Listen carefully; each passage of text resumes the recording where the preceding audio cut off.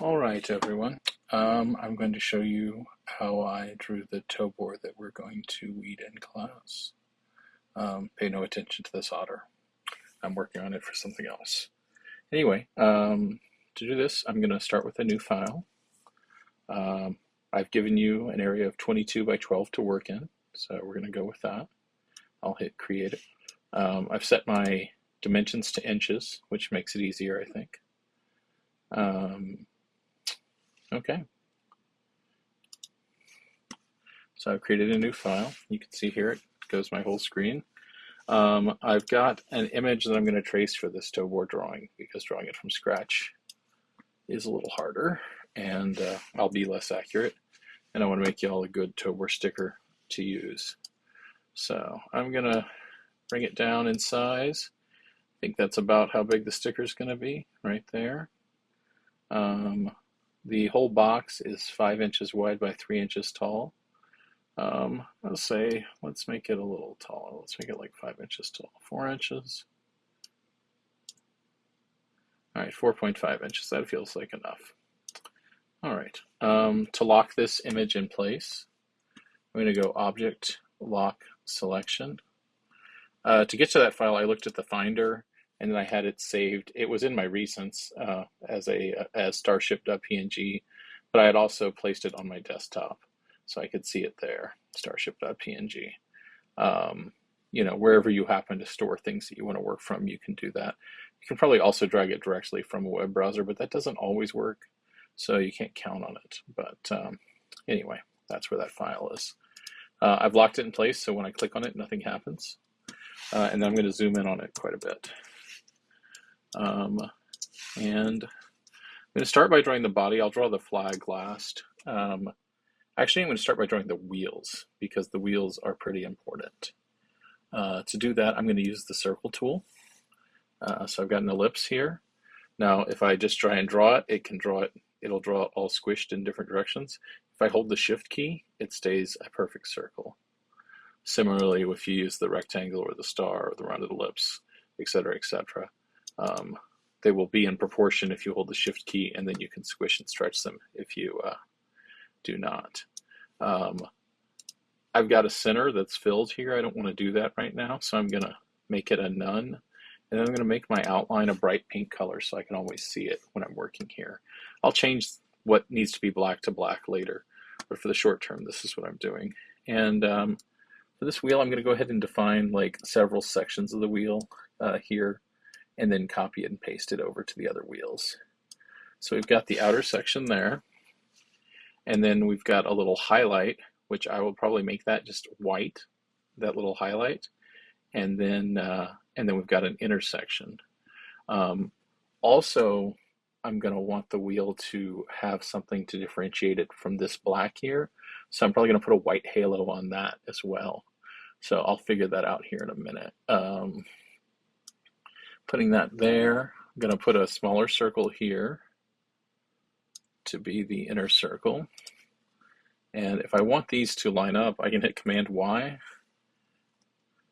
Not while I'm grabbing it, but I can hit Command Y, and then I can grab the center here, and it'll snap to that center. Command Y again, I can see what's going on. So we're going to make it a little bigger there. All right, and I'm going to leave that. What I'm going to end up doing is making those strokes and fills, and I'll show you how I'm going to do that. I'm highlighting the two objects here and then hitting Object, Live Paint. This is a little early because we're going to live paint the whole thing after we draw it, but I'm just going to show you this right now. And then on this little stack here, it's normally the Shape Builder tool. It's normally this graphic. If I click hard on it, you get the live paint bucket, which you can also access by hitting the letter K. And then I'm going to, instead of black, I'm going to use a dark blue here, just so I have some better access to things later. So I've got two shapes there, and then I've got the line as the thing. And then for me, I'm going to go ahead and expand that. And I'm mostly expanding the stroke. I'm not worrying about expanding the fill.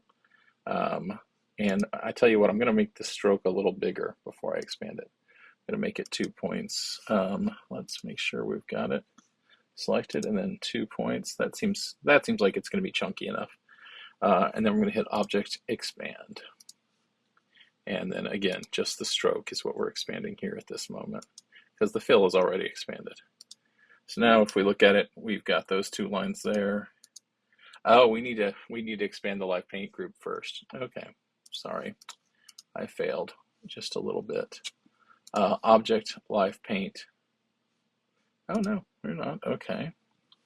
Object expand.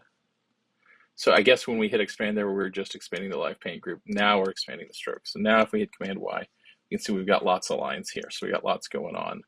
What's going to happen later is I'm going to go ahead and take these sections, and I'm going to make them light blue for right now. They're going to be white later. So also something has happened. I'm going to hit Command Z a few times because I think I've screwed up. Look at, like, this wheel is wonky. It's thinner here than it is there. So somewhere I screwed up in my stacking. And Command Y. Okay, so they're right there. I guess when I expanded it just a little, yeah, it fell off of line. So I'm going to hit Command Y again, make sure my stacking is locked on center, and Command Y out of that. And then I'm going to go ahead and fill them with the dark blue, and then make this, expand this to 2 points, and then hit Object Expand. Okay. And then now we have our lines here. That's good. Okay, I like that. And that this all matches. This width is the same as this width, etc., etc. Okay, so I'm going to copy and paste the whole thing over here and put it there, and then put it there.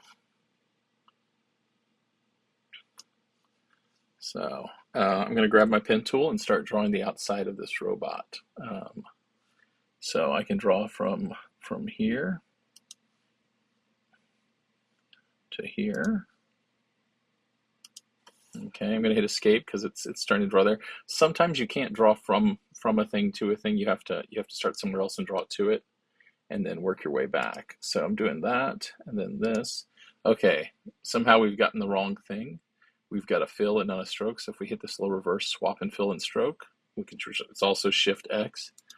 That's one I'd never use, but Shift X works. But I always just use this little clicker there when I need to do that. It's pretty rare for me. It's not something I do all the time. So I did that. I'm going to go from here to here. Did that. Escape. Draw there to there. All right, so we got that filled in. Then I'm going to hit Command Shift C, which is also, if you long click on the pen tool, the anchor point tool is there. Shift C. Use that to curve out these lines a little bit, make them match the curves of the actual thing. And again, you don't have to trace something. You can just sort of do this as you're working on something, especially if you want to stylize it a little more. You can add some more shape to it. Since I'm doing the toe bore, I'm trying to make a perfect one, so I'm going to trace it, P for the pen again, and see if I set it there, it wants to just remove that point. So what I have to do is go here to here, and that connects those two. And then I'm going to hit Escape to get off, and then I can go from here to here. When it has that little line, Escape, that means you can connect to it. But when it has the minus symbol, you cannot. So I'm going to go to here, then down to there, and then to there, and then to there. And I'm going to hit Shift C and make all this work a little better. Give it some nice little curves, a little bit of body. This sticker is going to be so small, I'm not sure how much these things are going to show, but I want to have them there and defined. And if I ever decide to make the sticker really big, I have a really good trace that will have most of the elements that I care about. I'm going to decide not to include these little lines here, but that might be something you'd want to include depending on how you're designing your item. When you're tracing something, the decisions you choose of what to trace and what not to are, you know, kind of your own and super kind of important to what you're doing. Again, started off the thing and went to it because it wouldn't let me, and then now I can do this. Let me go ahead and define this to here, to here, to here, to here, to here, and then to there, and then Shift C. Again, move in. Probably zoom in a little more here. I don't like what I did here, so even if that is correct, I'm gonna make this square here, and Shift C, and give this a little curve here, just so, because I like that little curve there. Again, here I'm going to put a little curve, put a little bump on this eyeball here, because that's where the lens is. Indicate that. This probably is going to end up filled and not being a stroke, so I'm not too worried about it. It might be a stroke around the white. We'll have to think about that here in a second. All right, I'm going to go back to my pen tool, go again, starting off the thing and going down to it to make it work, and then having to hit escape to get off there, and then click here to here to here to here, and then Shift C again just to get our what is this thing called again? Anchor point tool. Giving it some little bumps here for charmingness. All right. Excuse me. Got a pretty good definition here. Now I'm going to go ahead and draw the flag, which I'm just going to draw independently, and then we'll put this all together in a minute. I'll draw a circle here, so I have a perfect circle, and then move it around with some arrow keys just to get it in the right spot, and make it a little bigger. Okay. So they've got the circle. Now I need to draw the post for it. I'm not going to include this little collar thing, so I'm going to start a little further in and then come down and intersect there. I don't like the look of that. All right, we're going to come down here and intersect. Yeah, that's better. All right. There, that little loop. I'm going to go ahead and make the yellow flag black because, again, we're dealing with black and white. I guess I could make the flag white. It's like a black outline, but I'm not going to do that. I'm going to do it this way. And down to there. So again, I don't like necessarily there. We go. That's better. I like that. So you don't have to like do things perfectly when you're tracing. You've got to make some decisions and decide what it should really look like. And then also you definitely want to look at these after you've traced them without the underlying object, and decide what to tweak to make it look better. If you choose to trace something, you don't have to trace anything. You can draw this all from scratch if you want. I'm not particularly great at doing that, so I'm doing this at the moment. I tend to work on top of things a lot when I'm doing this. So, all right, we got a pretty good shape here. Feeling okay about all this. I'm going to go ahead and select everything, and then hit Object, Live Paint again, and make. And we're using this dark blue as our color that we paint the sections we want to be black. We can go ahead and start using black for that. So I'm going to do that. I'm going to click on the Live Paint bucket. I'm going to click on the black and start filling in sections that I want to be black.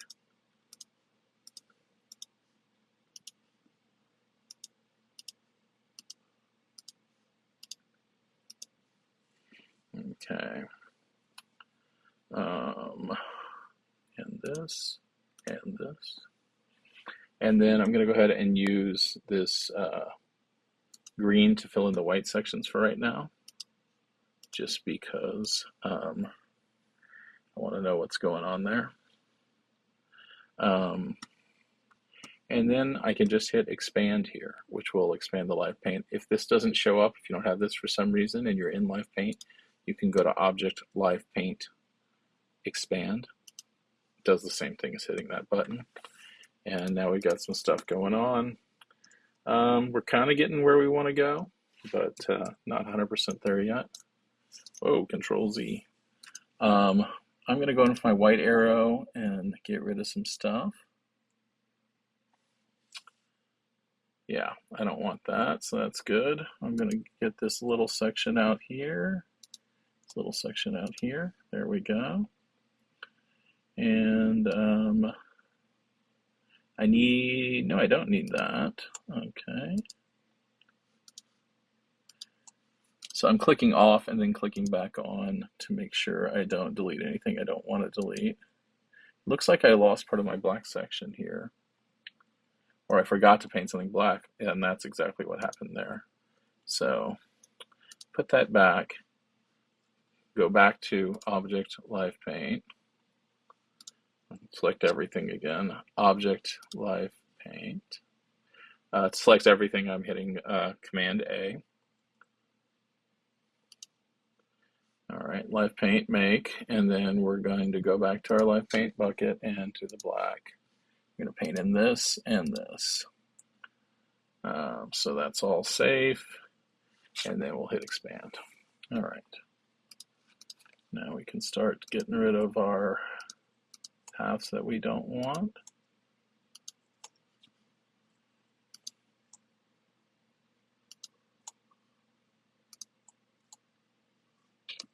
All right, don't really care about this one either. Do care about this line here we're going to need because that green is white, remember? It's going to be negative space, so we'll need to put some sticker outlining it to make it make sense. So we're doing that. We're doing that, getting rid of that. So I got rid of that point. That's good because that point was kind of nasty. Oh, no. Command Z to undo there because I deleted too much. Again, I need this line here, and I need this top line. So actually, I don't need this line. I need that one there. And don't need this middle. Don't need this. And don't need this. Don't need this. And don't need this. Now we're going to get into some weird places actually because we don't have the outside. So I'm going to go back actually. I screwed up. Because what happens when I expand these, they're going to like stick out past this black, and I don't want that. So what we're going to do is not worry about deleting the pink. Go back all the way to there, and then we're just going to expand it all. So we're going to go to Object, and again, I think I want to make the, I'm going to go to Select, Same, Fill in Strokes. So we select all the pink strokes, and I'm going to make it 2 strokes like I did with the wheels, so the lines are the same size. And then I'm going to hit Object, Expand, and then we're going to expand the stroke. Okay. And so now the pink is all expanded. If we click Command Y, we've got a lot of stuff going on here. One of the things I'm going to want to fix is up here. I don't like this point. So now that this is a shape instead of a stroke, I can grab this anchor point and bring this thing down. It'll be okay. I'm going to pull that one up to there, and that feels much better. Much, much better. All right. So going to delete that one and delete that one because I want this post to be intact.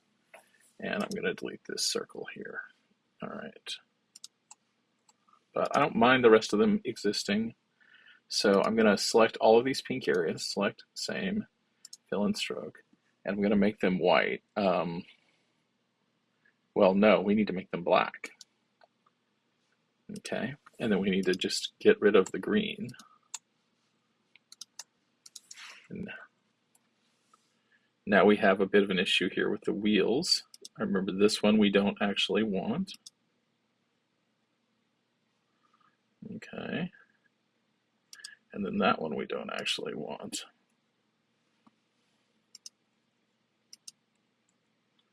And that one. Similarly here. And what's happening there? We don't have this. I'm just going to nuke this whole thing. Oh no, here it is. Okay. Here we go. Hit Command Y, we can see what we got. Okay, we're in better shape than we think. I'm going to go ahead and move this over so the picture is not blocking the view. Now we can see what we have. This is what we have here. Got some stuff that we need to clean up. This we don't want to, using the white arrow again. All right, get rid of this guy, and we'll get rid of this guy. That makes more sense. This feels a little clunky, so I'm gonna zoom in here and fix this shit. There we go.